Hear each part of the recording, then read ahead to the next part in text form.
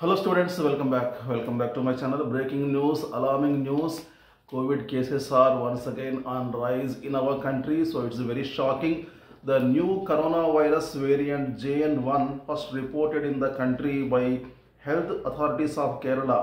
While the initial indications are that JN1 is not life-threatening due to the inherent risk of JN1 and epidemic status of COVID in India, the Union Ministry of Health and Family Welfare, New Delhi, on Monday issued an advisory to all the state governments directing them to maintain a state of constant vigil over the COVID situation right up to the district level.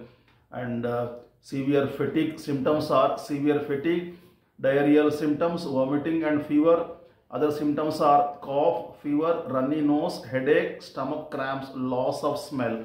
And JN1 variant reported in US, China, Singapore and India.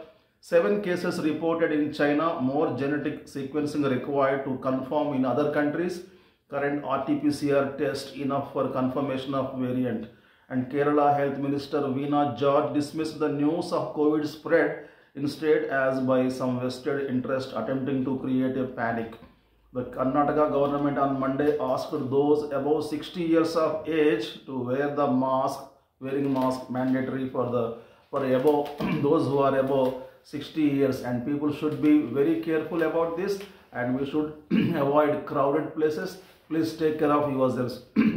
Corona మహమ్మారి సృష్టించిన కల్లోల నుంచి ఇప్పుడిప్పుడే బయటపడుతున్న ప్రపంచానికి పిడుగులాంటి వార్త. కొన్ని వారాలుగా ప్రపంచంలోని అనేక దేశాల్లో కరోనా కేసులు పెరుగుతున్నట్లు WHO ప్రకటించింది. దీంతో మరోసారి ప్రపంచవ్యాప్తంగా కలకలం రేగుతుంది. ఇటు భారత్లోనూ కరోనా కేసులు పెరుగుతున్నాయి. ఆదివారం ఒక్కరోజే కొత్తగా 335 పాజిటివ్ కేసులు నమోదు కావడం, 5 మరణించడం ఆందోళన కలిగిస్తోంది. వారిలో 4 కేరళ వాసులే ఉన్నారు. ప్రస్తుతం దేశంలో కరోనా యాక్టివ్ కేసుల సంఖ్య ఆదివారం సండేకి 1700 చేరింది. ప్రస్తుతం కరోనా కొత్త వేరియంట్ JN1ని శాస్త్రవేత్తలు గుర్తించారు. దీనికి సంబంధించిన తొలి కేసును ఈ ఏడాది సెప్టెంబర్లో అమెరికాలో గుర్తించగా మరో 7 కేసులని చైనాలో నిర్ధారించారు.